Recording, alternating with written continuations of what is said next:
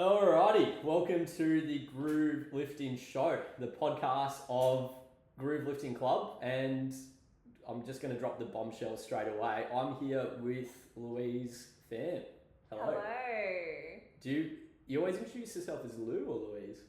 When I don't know someone, I always say Louise. Then everyone ends up calling me Lou. Yeah. I mean, you occasionally call me louza.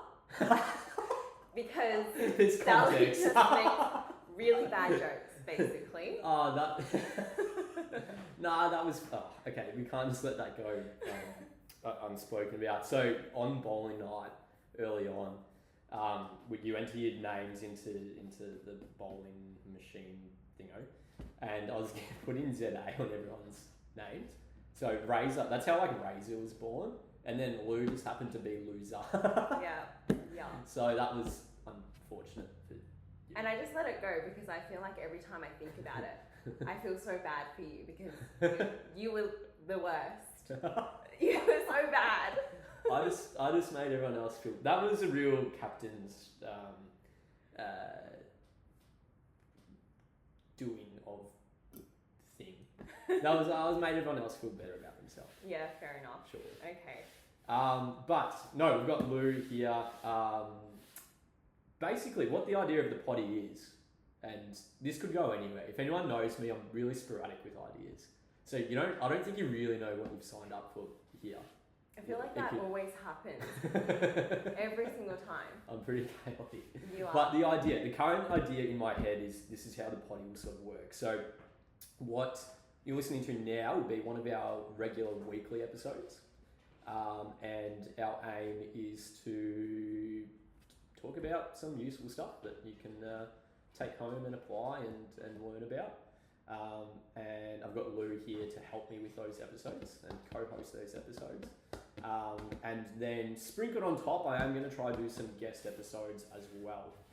Now, the aim is for us, we've signed a verbal contract, haven't we? Yeah. Until the start of December.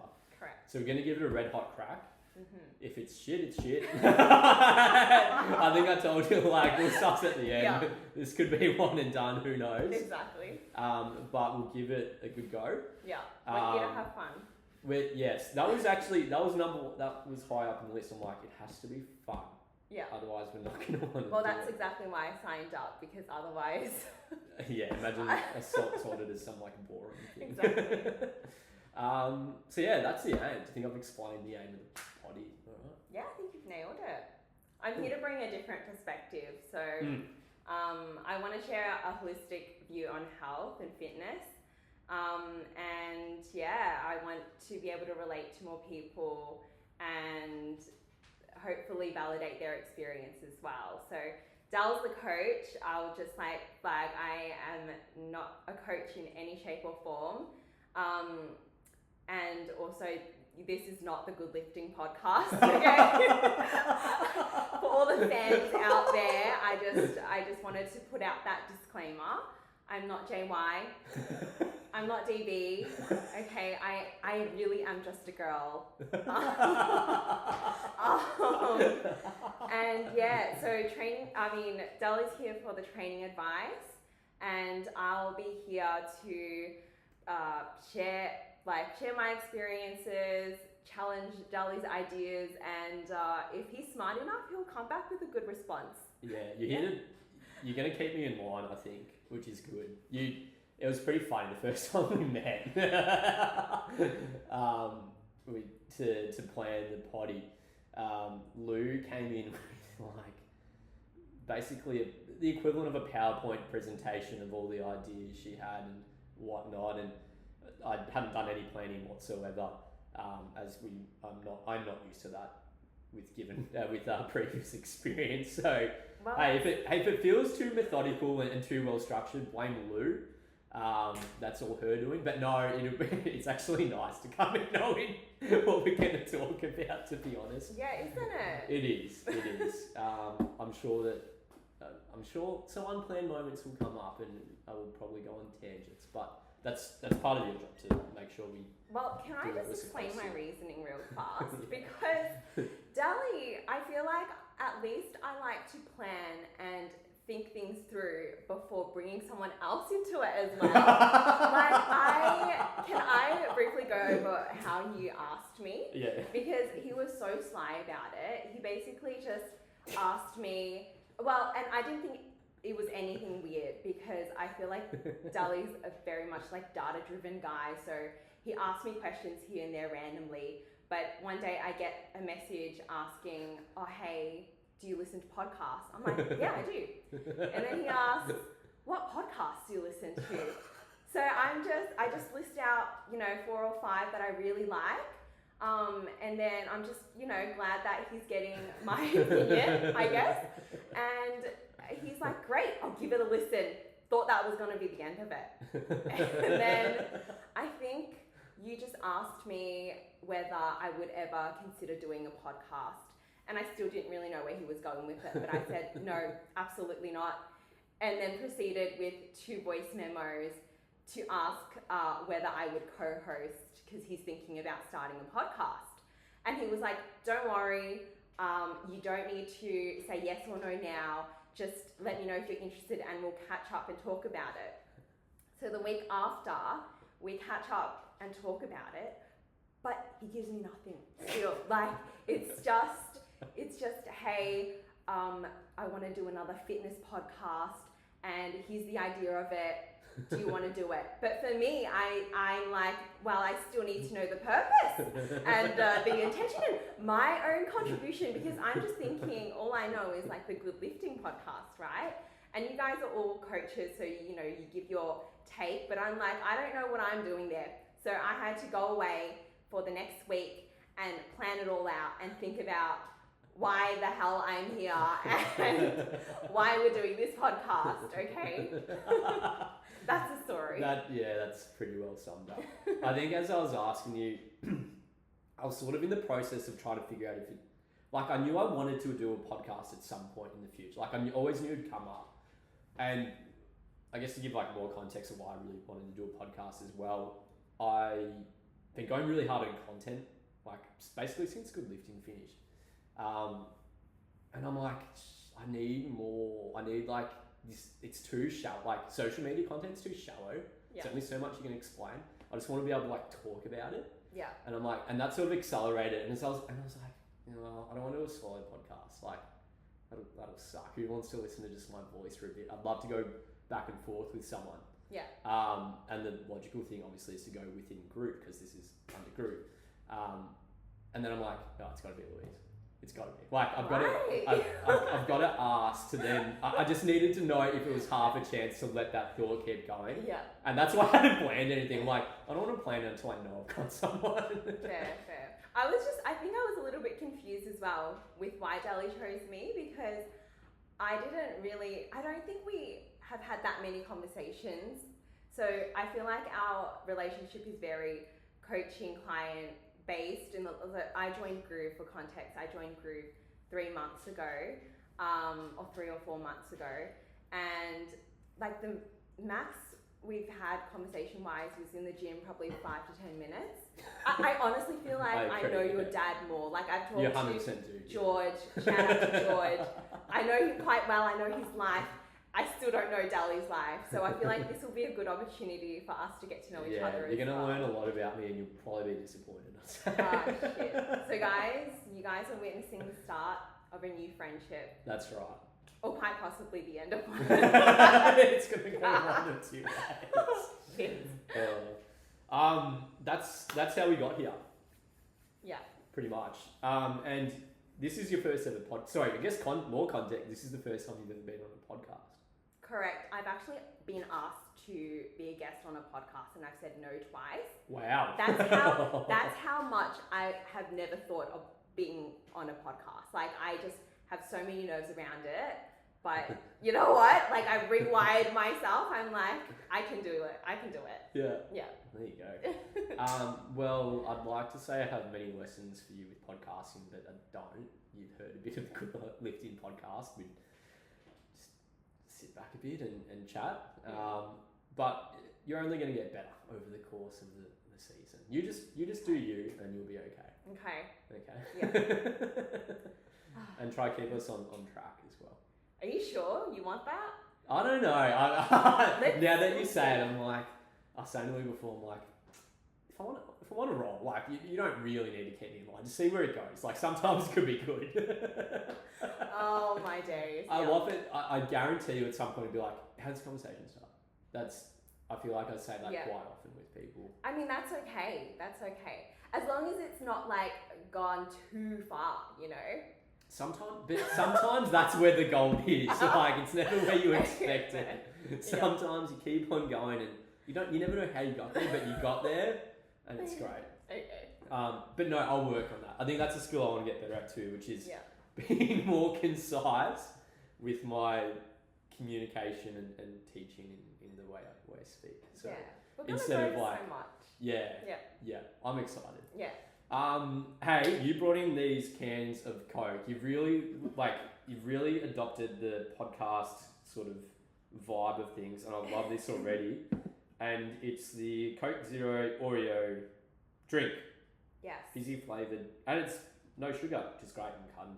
It's the one that's just gone viral, and I know Dali has ordered Coke Zeros plenty of times, so I'm like, we should try this together and give them. Wait, actually, you know what? Can I do it like a slow one? Does it work? I Yeah. just want to see if it. Oh, ASMR. Have you ever watched that? No.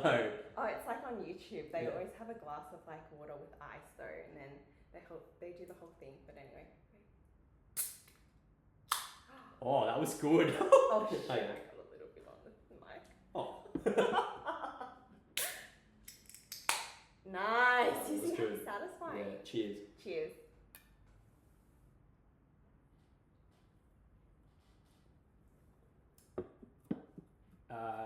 Thoughts? I really like it.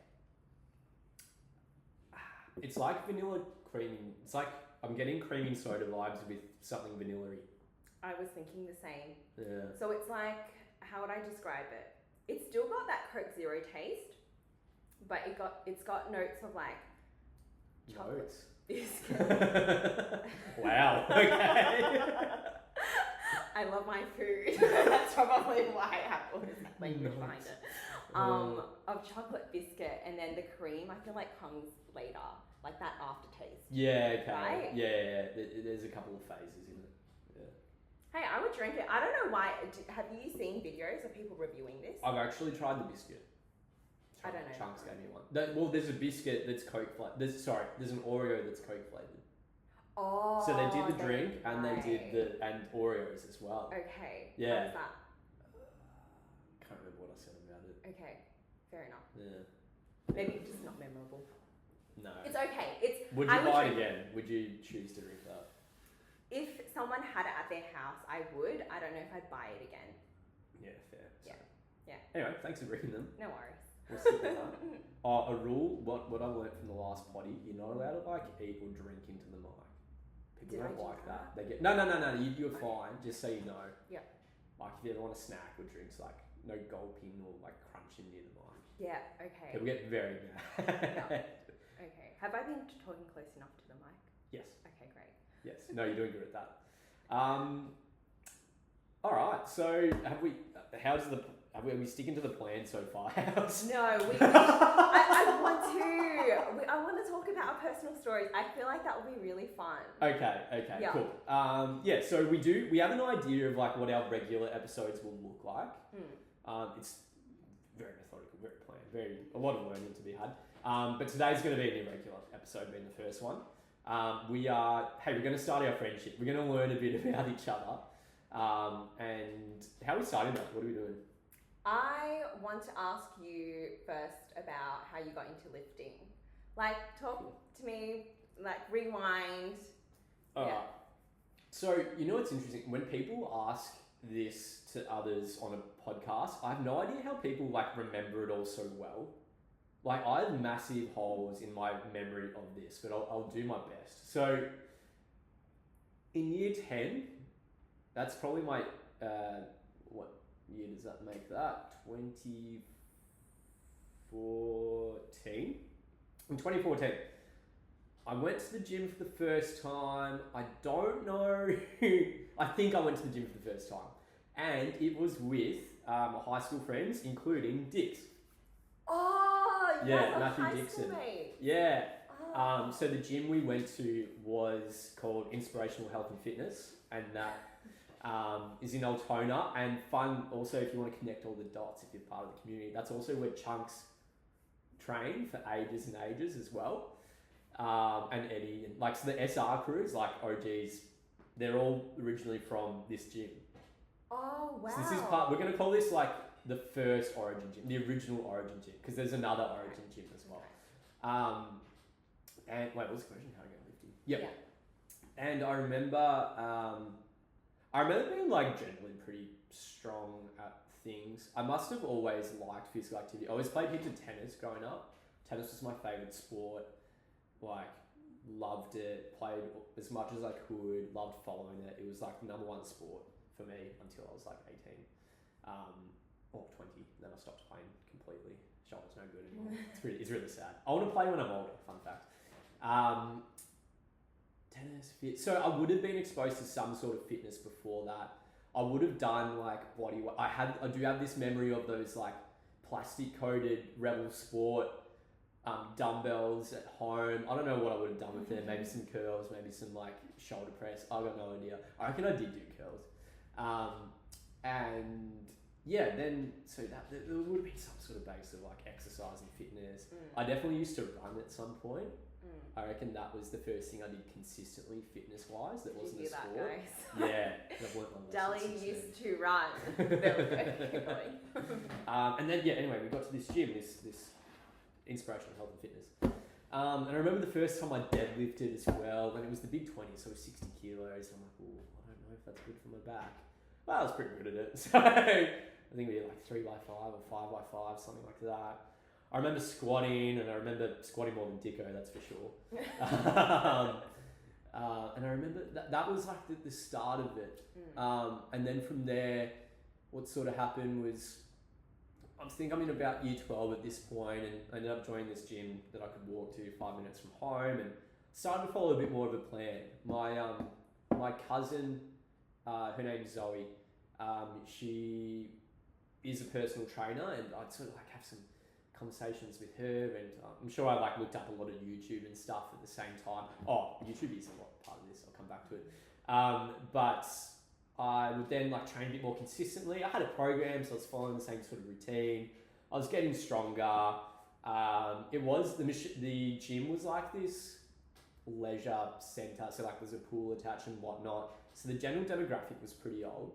So I was pretty young and pretty strong. Like, I don't know what's going on here. Everyone looked at me when I loaded up the hack squat. And then yeah, YouTube sort of helped all that too, I think. Like, so did you watch much YouTube when you were younger? Because I talked to Beck. Beck like never watched YouTube, but for me and like my friends, YouTube's big. 100%. Yeah. Okay. YouTube and Instagram a little bit. Yeah. But YouTube was the biggest for me too. Yeah. I was still, when I was getting into all of this, it was still when like Gymshark like sponsored like 5 people, and there's like 5 big names that would go to all the expos, and the big one for me that I always watched was Christian Guzman. He was cool back then, I swear. We watched his videos, and like he'd always be summer shredding. Like it's year round, he was summer shredding. And I love watching those videos, and I'll try those exercises. But I think I sort of pretty quickly figured out like there's probably smarter ways to train than what he's doing based on the other YouTube videos I've watched. And like I think back then it was like Guzman, Jeff Nippard, Lex something or other, also a Gymshark guy. I'm not sure, that's all I remember at the moment being exposed to. And then I would have Googled, like just searched stuff like how to bench. Like I would have been really big on YouTube and figuring out how to do stuff at that point. And then, I mean, I've probably explained how I've got into lifting, but I'll keep going because I really want to explain the second Origin gym. It's almost how like how powerlifting started. Yeah. I'll go up to powerlifting started. Yeah. So anyway, we're there, year 12, getting it done, whatever.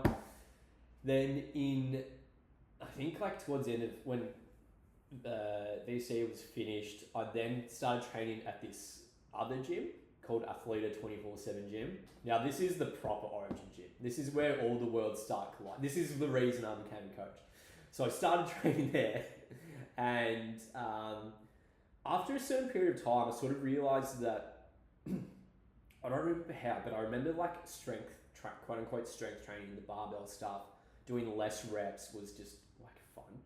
I remember this like one moment at the gym. I'm like, oh, this is way cooler because I get to put more weight on the bar. That's sick. And I followed this program, this like 5-3-1 template. It's called like Enson's 5-3-1 template. Anyway, started following that for a few weeks, and obviously like a whole new world opened up to me. But at the time, then there was this coach at that gym. His name was Adrian. He was powerlifting. Another guy there was powerlifting. And I'm like, oh, I'll finish my block off, and then I'll go talk to him and get his help with powerlifting. Got 3 weeks into it. I'm like, no, fuck, I'll just ask him now. So then he helped me out. So Adrian, and I found out, I can't remember why I knew about powerlifting. This same cousin Zoe, she did do powerlifting at some stage. So I'm just assuming that's why I knew about powerlifting, but I don't remember for sure. Anyway, signed up for my first comp. This is now 2018 at this point. And Adrian, his coach, was helping me out. He was helping me out for free too, which was sick. Like, he was actually getting out of the industry at the time. Little did he know he was about to put me into the industry. And then over the course of 2018, started to train for the strength culture competition, and that's, yeah, the rest is history. Anyway, the Athleta 24/7 Gym is where I met Dennis. Really? Because Dennis was a PT there. Right. And Dennis and I would talk about training. Yeah. And Dennis would, like, back then, he's, I'm sure he'd agree, like, he'd just go, like, really, he'd go through training blocks and then basically destroy himself by the end of it. He kept on getting injured. And then basically just through discussions at some point, 2019, must have been after my comp, I just started helping him with his training, and that's how the coaching started. That's how I started coaching. And that's how you started coaching Dennis as Yeah. well. Wow. Yeah. And then the rest, it's all stemmed from that. Yeah. So you go way back, actually. Yeah. Yeah. Those videos I had up in my story the other night, they were from 2019 or 2020. Yeah, So I was even going to more. ask about that. Yeah. Is that the gym that... Yeah, that's Athleta 24/7 okay. Gym. That's Dally the Origin posted gym. a story of him deadlifting like his first 200 sumo or something, and Dennis was in the back, and they looked so young. Yeah. I was like, I wonder what year this is, and now 2018? That was... I reckon that was 2019 or 2020. Yeah. Fair. But yeah, we met 2018. Oh, that's ages ago. Yeah. Were you informally coaching Dennis? I think it was $15 a week. Yeah. It was good. Oh, that's so fun. Yeah. Okay. So that's how I got into powerlifting Yeah. / lifting. Yeah. What about you? How does your journey start? Physical activity included. Like, was there any sport or running or? So growing up, I didn't really like sports, especially team sports, because you do it in school and it's always team based. Don't like pressure, and I just didn't want to let people down. So I feel like I just tried not to participate as much as I could. Like, I'd be the person who would try to think about where the ball would go and run the other direction. No. Yeah. So yeah, didn't like it, but lifting was the first sport I probably properly enjoyed. And I think I joined up around year 9, year 10 as well, but started off like all girls do in the cardio section, staying away from weights, and then also because I was big on YouTube, I started, do you know Whitney Simmons? You would know the gym's Yeah. Yeah, I think she was the main person I probably copied workouts from. Yep. And Instagram, and then copied those and really enjoyed the weights, so I stuck with it. And I think it was closer to end of year 12 and early uni days where I started really getting into it. Like, it almost became an escape for me. Actually, a lot of people don't know this about me. Sally's face. But I wagged a lot of school, and I went to the gym. Yeah. Really? Oh wait, to clarify, it wasn't because I loved the gym that much, okay? It was just a place for me to go before the school times ended, because could you imagine if I turned up at home and mum caught me? I would literally have been like walked in the house. So you were a wagger. I just I assume you're like the most well-behaved person of all time. yeah, everyone does. Wait, actually, I have this story that like I have a vivid memory of. So I'm walking out the school gates as I normally do, casually, and I'm walking down halfway down the main road, and I see one of my main teachers. Like, he's the Year 12 coordinator, so he definitely knows me, and I'm thinking, oh my god, like I'm gonna get in so much trouble. He's caught me, but I couldn't turn back because I felt like that would be more sus. So I was thinking of maybe excuses to say, and I couldn't think of anything. I think what was running through my head was, oh my god, I'm just gonna get in so much trouble. He's gonna call my mum. And we get to each other. He literally walks right past, like doesn't blink an eye. He definitely saw me though. And then I'm thinking maybe they just don't care. But the next day I go to school and I hear that a group of students had been pulled up for wagging class the previous day. So I'm thinking, like, they clearly just don't suspect that the quiet, smart Asian girl will do any wrong. So yes, you're right. I used that to my advantage in high school. Like I did well in school. It was just that I didn't like classes and I didn't like school structure. Like I knew it wasn't for me. Yeah. I feel like I always had this perspective that like it is literally not leading to anything, all this pressure. It was in Year 12 mostly. But yeah, I was like, this pressure is not it. Like, and I felt like the content delivery in classes wasn't good. And yeah, so that's what I did. And Mum, you didn't hear that. You're listening. Oh no. Oh wow. Yeah. Yeah. I told you we're not editing this podcast. Oh shit. Mum, that was a joke. Yeah. Little zinger. Yeah. Oh yeah, sorry. Going back to lifting. Yeah.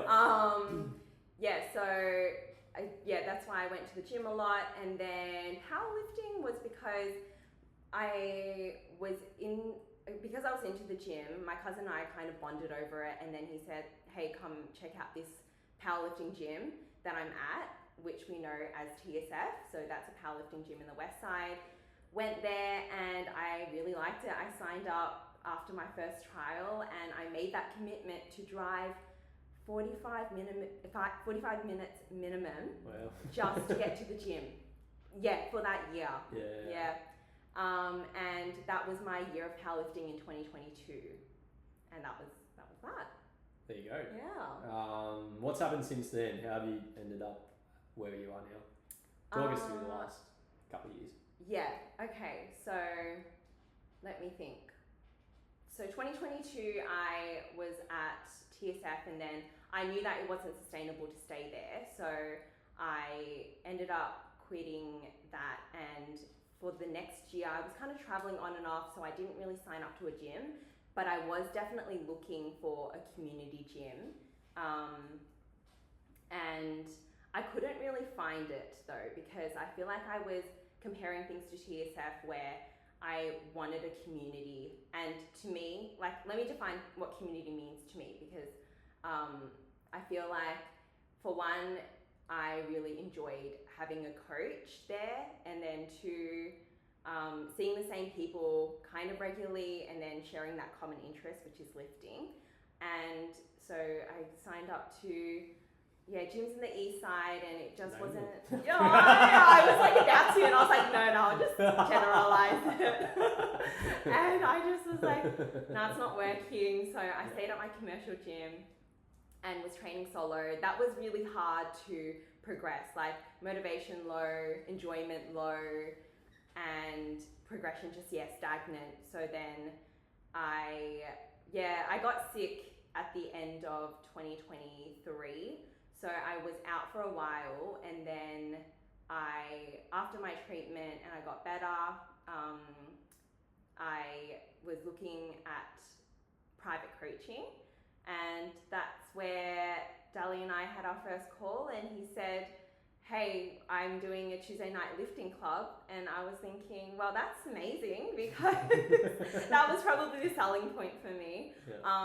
Because he told me, you know, everyone's going to come together on Tuesday night, lift together, and yeah, it's been so good ever since, and now I'm the strongest I've ever been.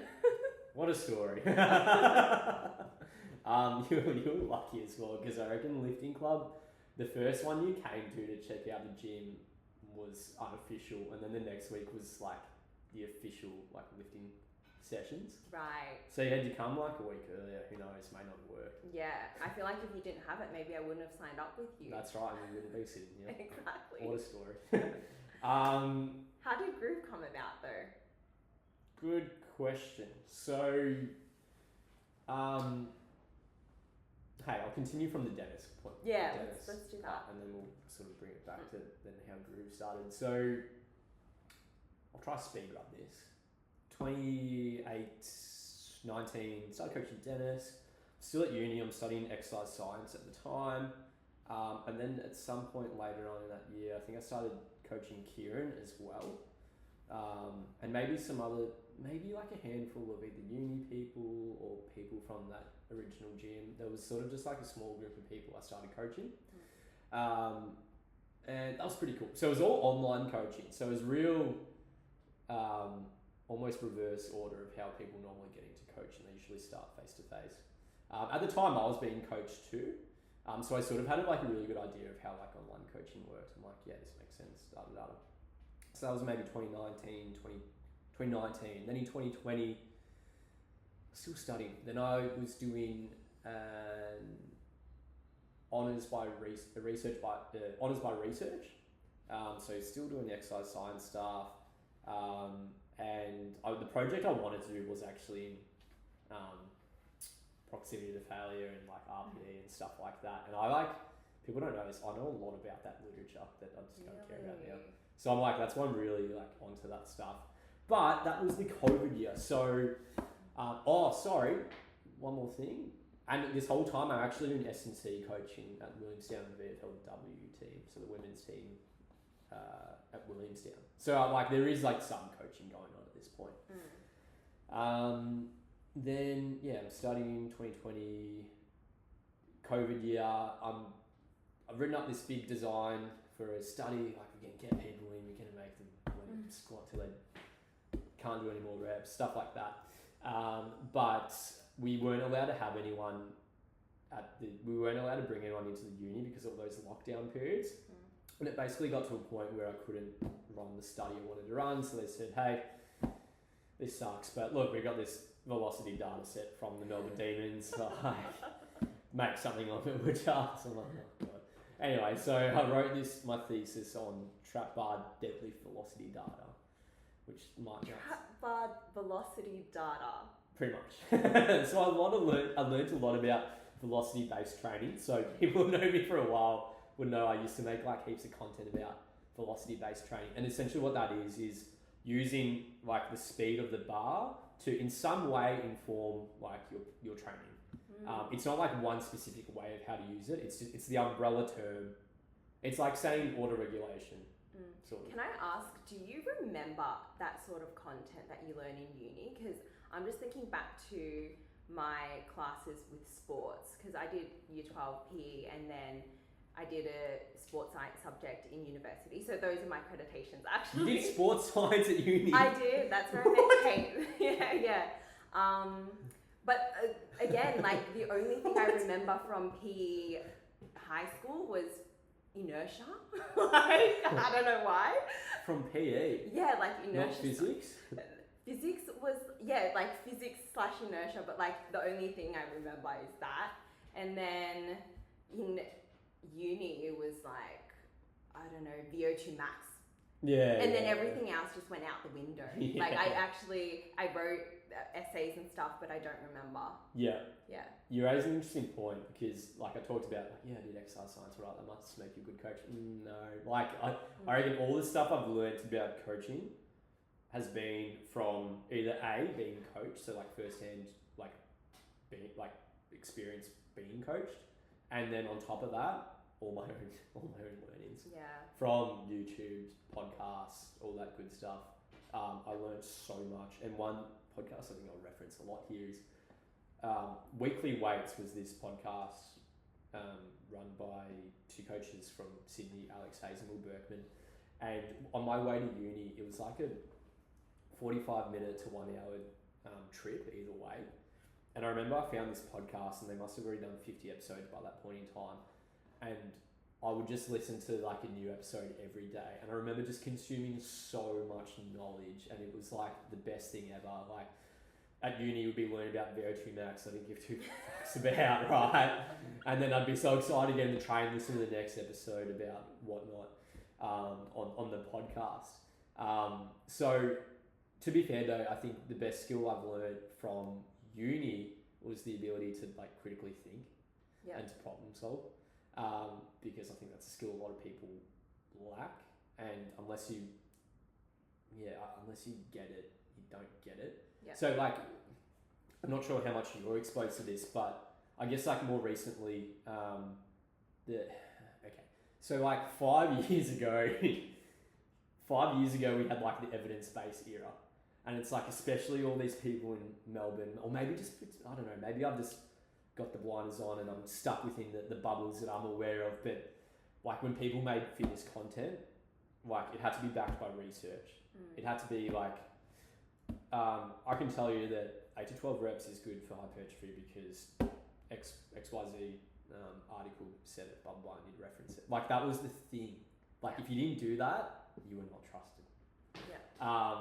Whereas over the last few years, that has certainly been shattered as a thing, and people understand that yes, the research and the literature helps us understand some like fundamental things and like the general idea of things, but it's by far not the be all end all. A lot of the time what we do is based on experience and like what we actually observe, because there is a disconnect between like the field and literature. Yeah. How did I start this? Oh, what Do you feel like you followed that trend, or do you think one way is better than the other? Like, I get what you're saying. Yeah.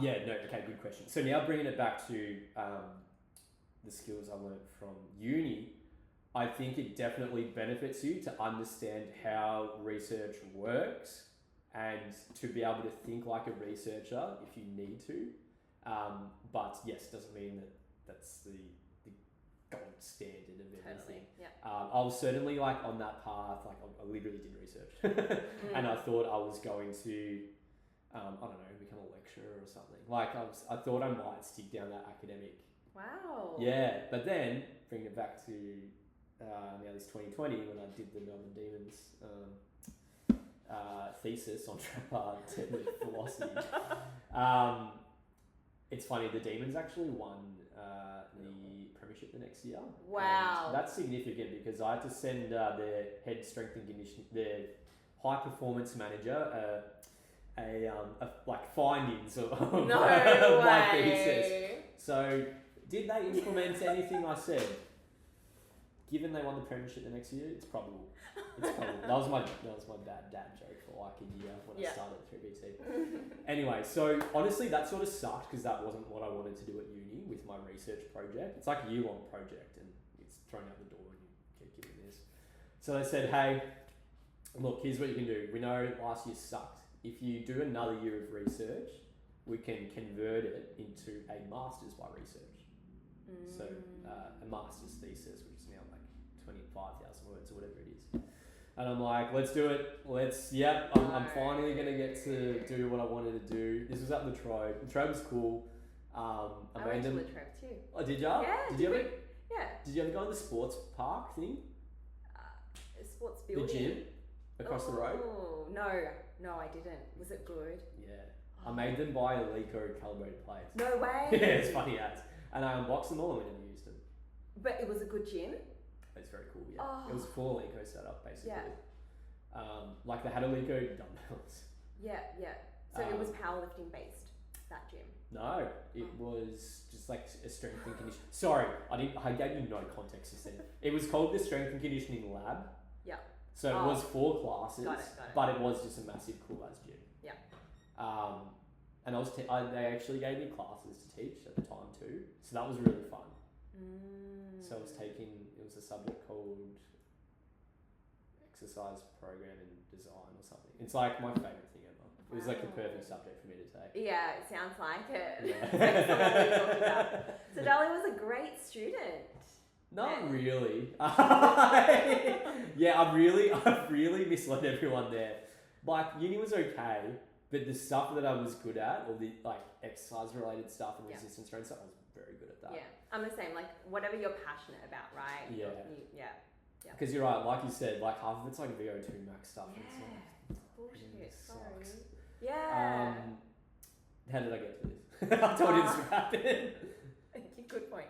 I first asked about groove, and then you said let's rewind. To talk about Dennis, but then actually I don't know how. Alright, I think I'm back on track. So 2021, let's say you master research. I'm like, let's do it. Finally going to do my project. Now we're going to include velocity with all this RIR stuff. Let's do it. Let's go for it. And if anyone remembers 2021 in Melbourne, we had more lockdowns. So halfway through the year, it was like, I am sick of this. And by that point in time, I honestly really disliked uni as well and studying.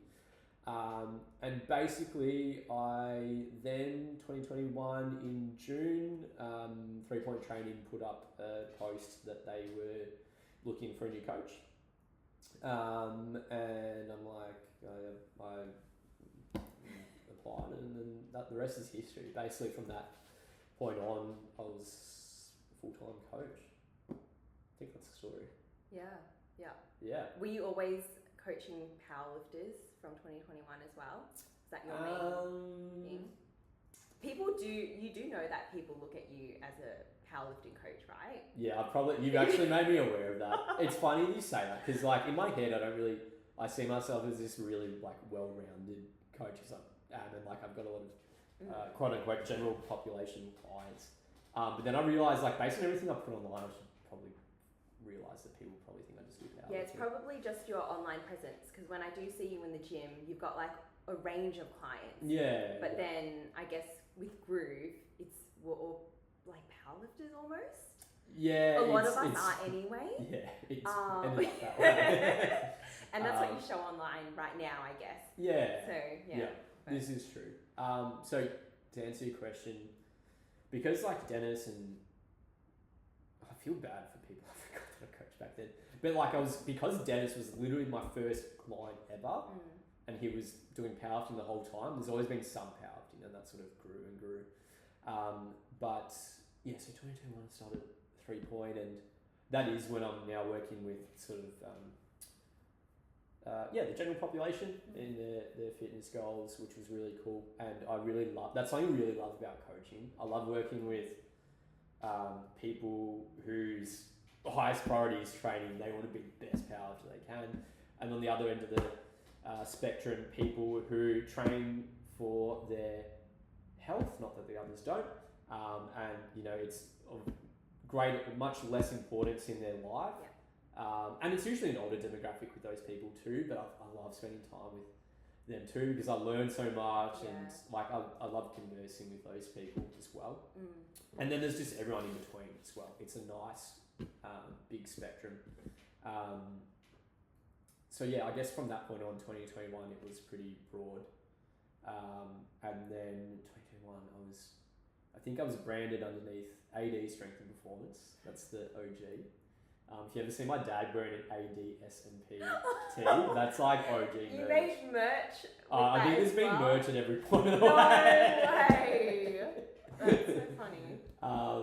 And then what happened, I don't even know if you know this, but then in 2022, so Will and Matt, who own 3 Point Training, the physical gym. So for more context, we're like the coaches are self-employed out of 3 Point Training. Will, Matt and I were like, I don't know, I think I brought up the idea. I'm like, it'd be cool to have this like subdivision of 3 Point Training. It's like performance and like powerlifting.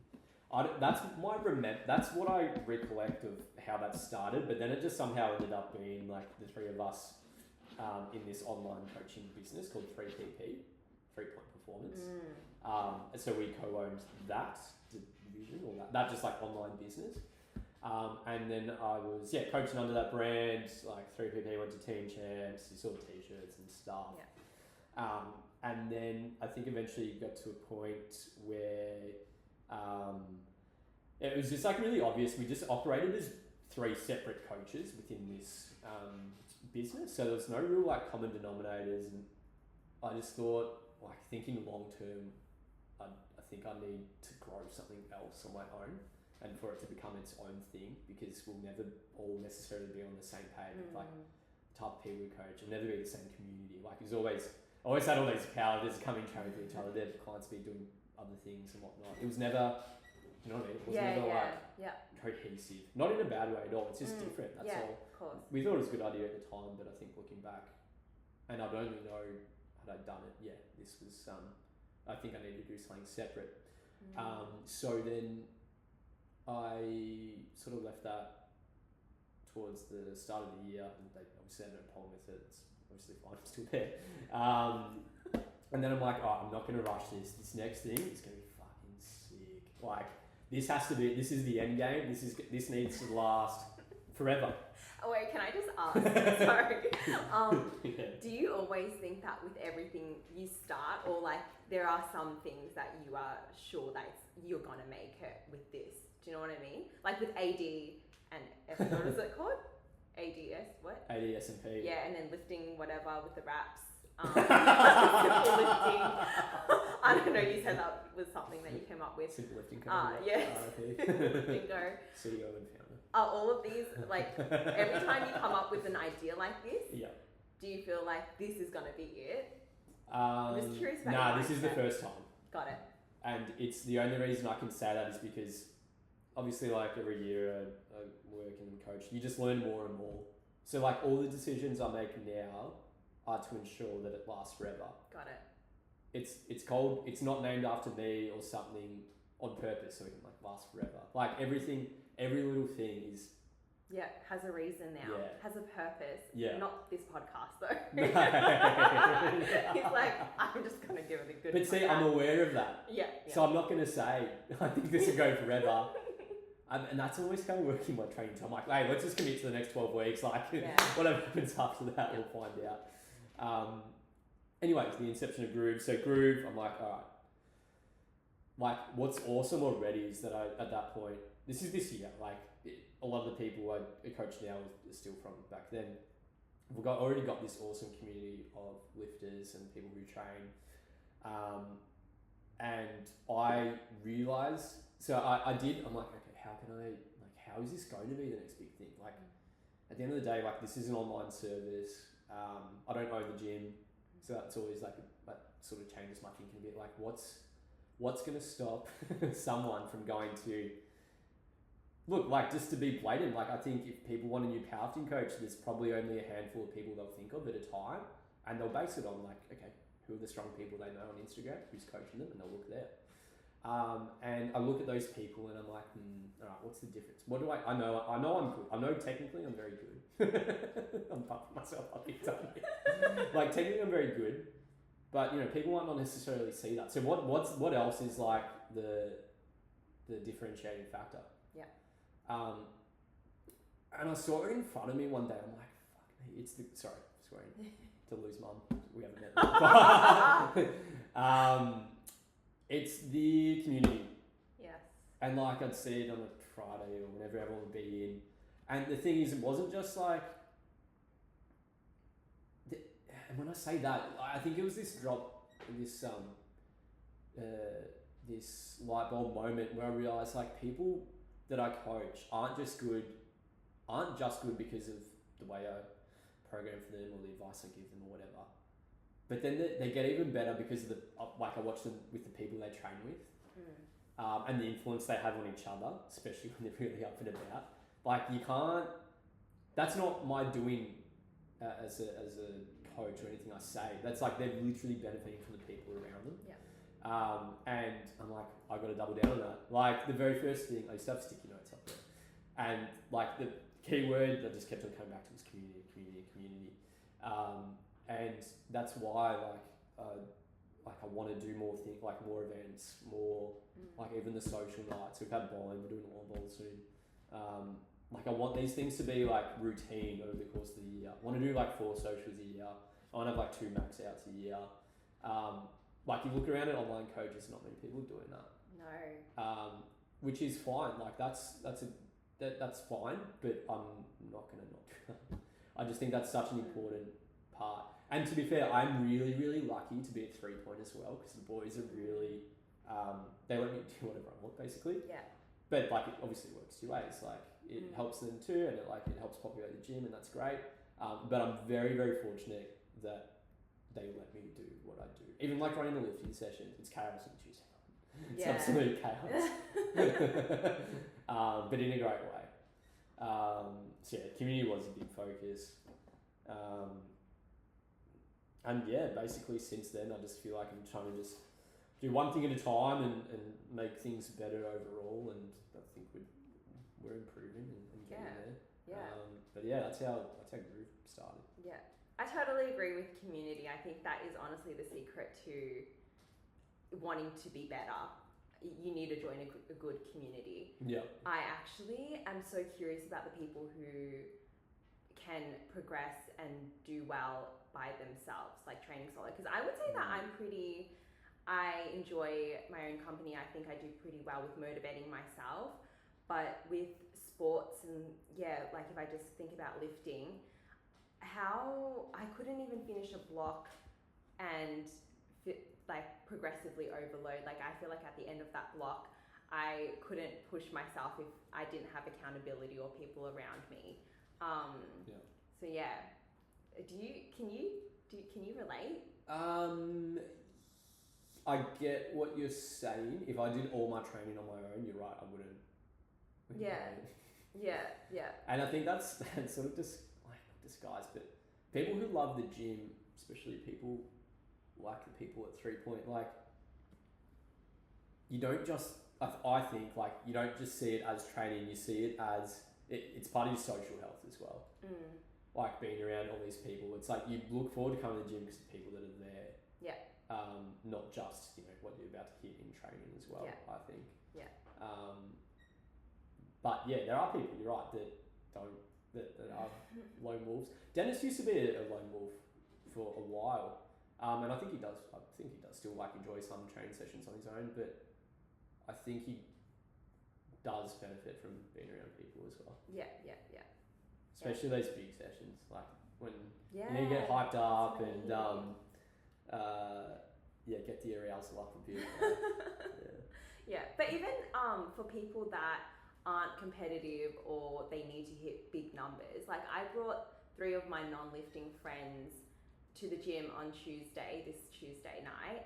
I was so nervous because I was really, really nervous because I think I'm just a mum figure in friendships where if they're not having a good time, then I won't have a good time, and I'm just always looking over my shoulder.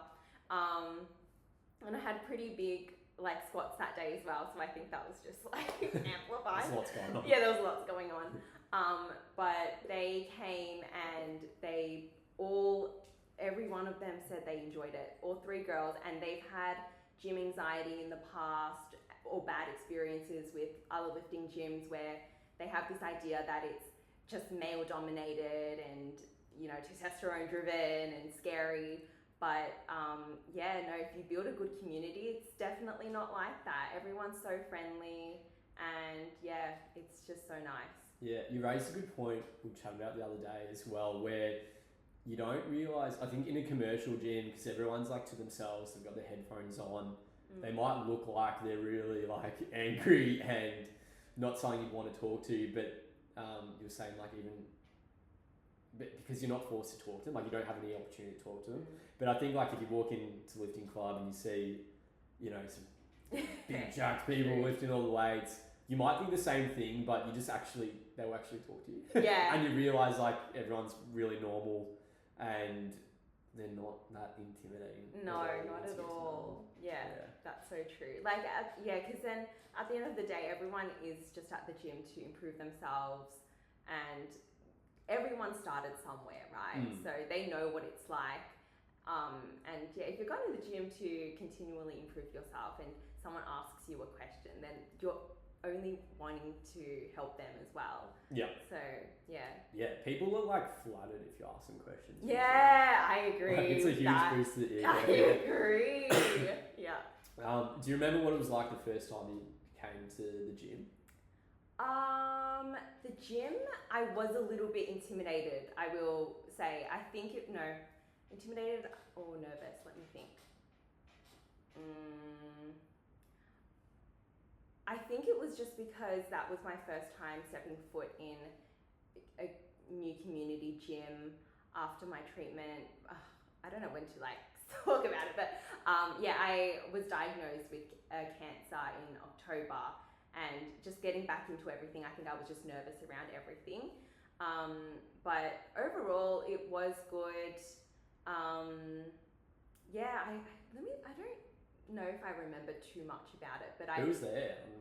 Yeah. Was Eddie there or who? Yeah, Eddie was. Oh, sorry. Yeah, I had quite a few friends from the past that were there, so that made it very nice and comfortable. Yeah. I think it was more like when I was lifting myself, I was a bit nervous because I knew people were like watching me, and you get all, it was just more that I needed to get used to again. But otherwise, I remember enjoying seeing people from like my old lifting gym and things like that. Yeah.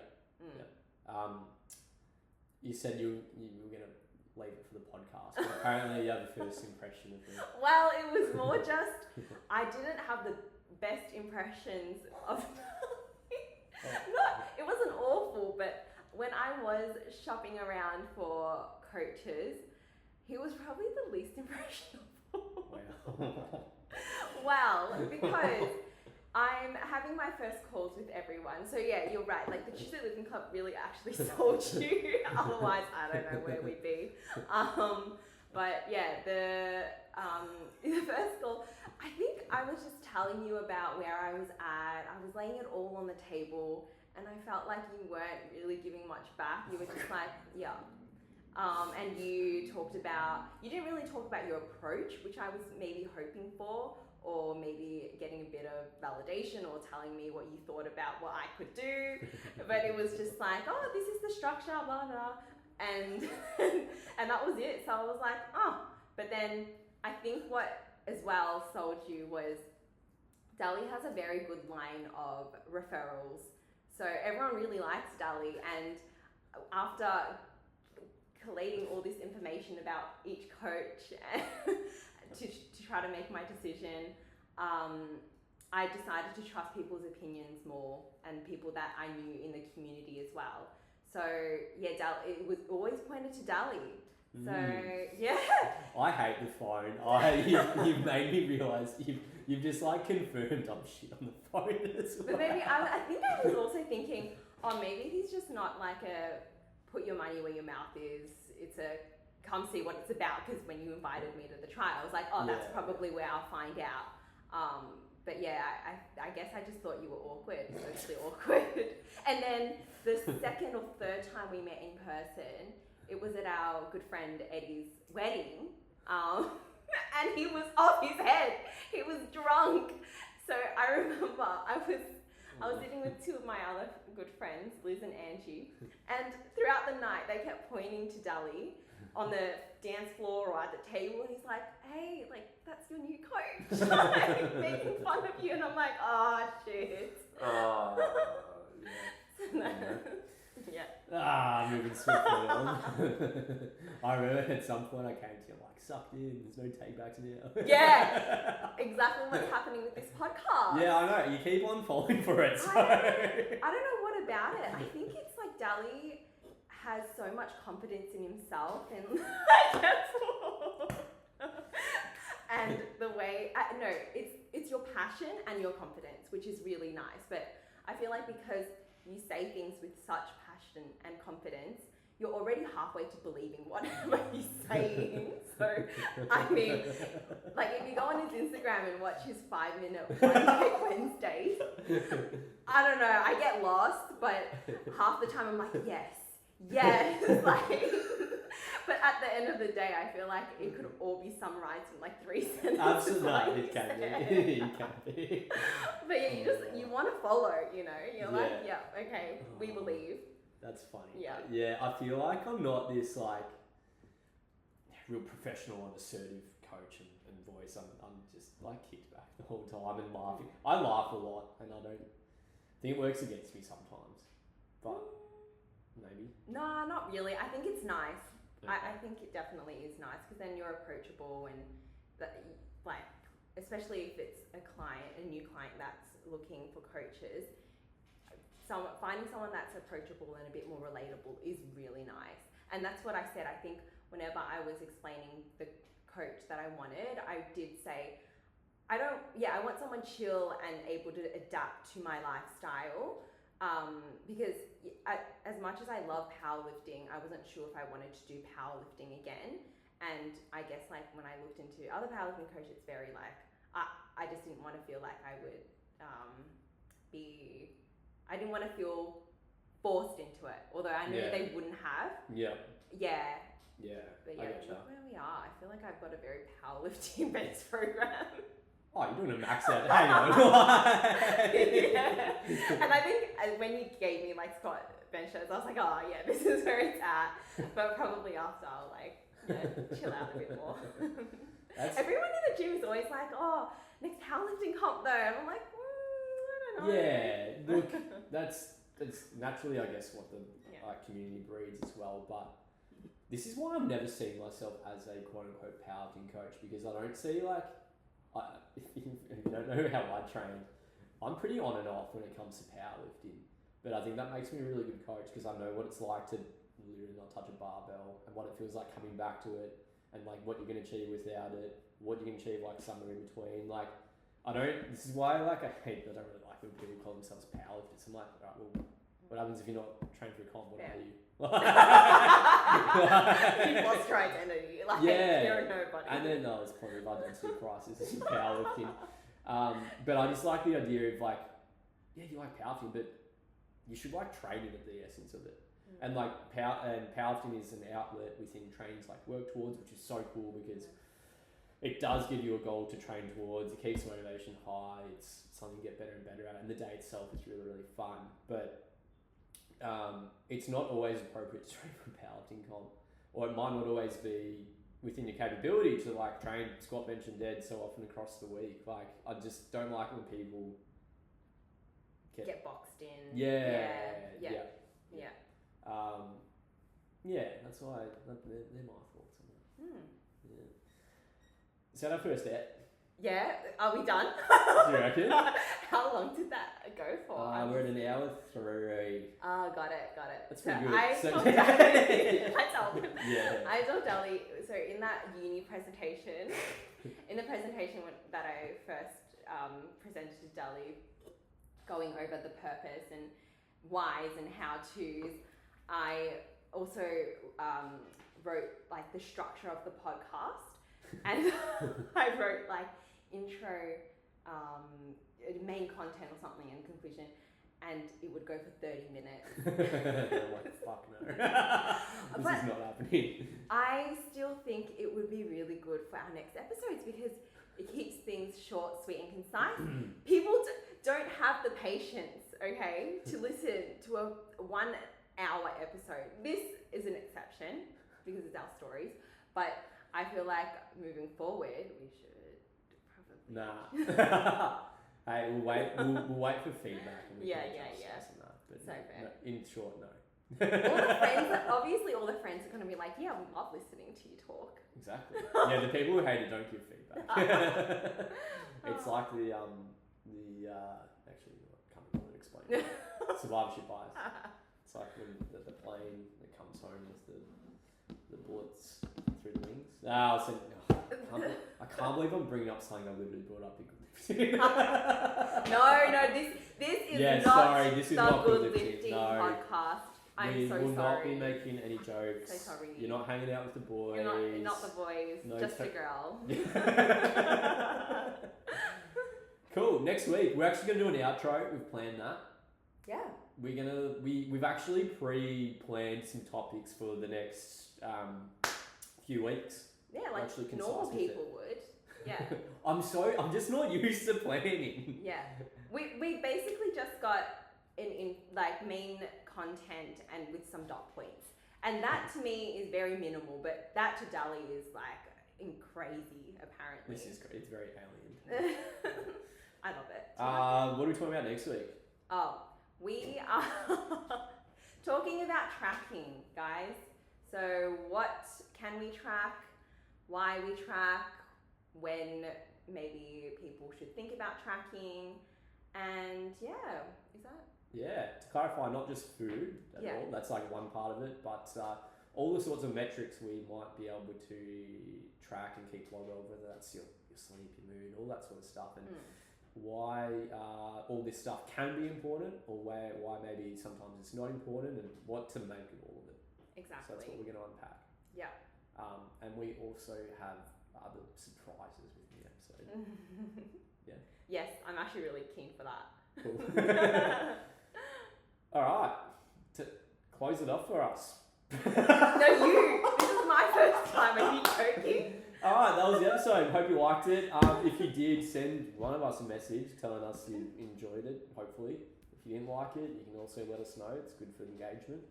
And we'll see you next week.